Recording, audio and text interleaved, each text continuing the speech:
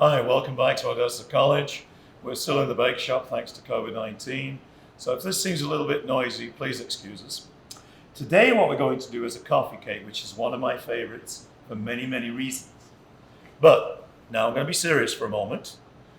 Whenever you're going to do this type of stuff, baking in general, I like to go through a pretty set routine. Number one, my oven is on. Number two, my pans are already lined, so I'm good to go. Beyond that, the rest is pretty straightforward. Of course, you're going to find the recipe, so it's not a big deal. Don't get worried about writing quantities down. I've got my flour, sugar, and if you're familiar with making muffins, this is basically the standard muffin method.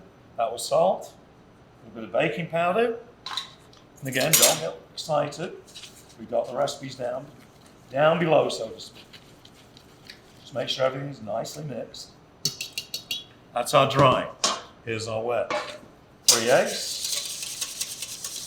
Now sometimes we're going to have to add a little extra milk, and that's just because even though we buy a standard size egg, the eggs do occasionally vary in size.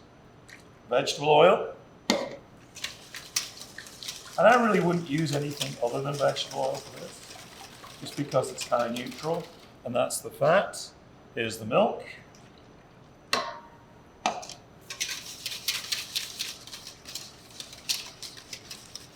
I know I went quiet. Sorry, I was concentrating. Bringing this bowl in. You can go either way. Add your wet to your dry, add your dry to your wet. As long as you get them all mixed up, we really don't mind. Mix it all in. Now for the filling, that's what's kind of crazy. At this point, we could just simply use cinnamon and sugar, which I have already mixed up here. And I usually keep a bag of that already in my refrigerator, actually in my storeroom, so I don't have to mix it. I'm kind of lazy, as all of you know. But if you're going to put some fruit in, which we are today, we have some apples, and I've got some cranberries. But you could put just about anything in this. If you want to put some pecans in, go for it. If you want to go ahead and put some sliced peaches in, apricots, anything of that nature, you're good to go.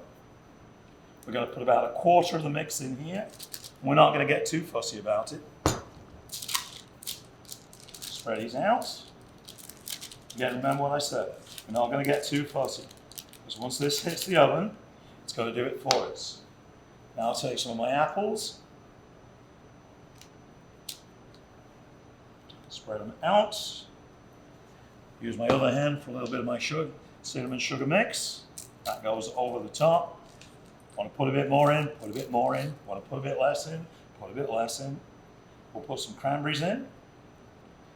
And remember, you can buy cranberries when they're in the grocery store, freeze them down, they're going to last all year. Take them out as you need them. We'll put a little bit more of our mix on top, about another 1/4. And I'm going to fill that other pan later, so don't worry about that. There we go. Oh, put that over there. How's that? Spread this out. Again, the nice thing with this recipe is this all spreads as you bake, so I just don't get too fussy. What I also love about this recipe is I call this a no-share recipe. And the reason I say it's no-share is it freezes wonderfully, so I don't have to give it to anybody else. I can keep it all for me. Back with some more cinnamon. And there we go. I know that looks a bit sloppy, but it works just fine. And if you wanted to add some orange zest to that, a little orange juice, you could have done that too. So let's take one quick look. There we go. It's going to go in my magic oven. And lo and behold, it comes out of my magic oven, already done, and on a plate. Isn't that a miracle? We'll cut this. Now, we said this is a coffee cake. And of course, everybody thinks coffee cake, breakfast.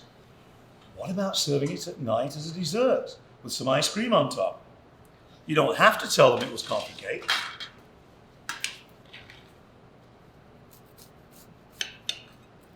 There we go. All set. Now, I don't know about you, but there's only one thing left to do, and that's for me to go and find a cup of coffee. I'll see you next time.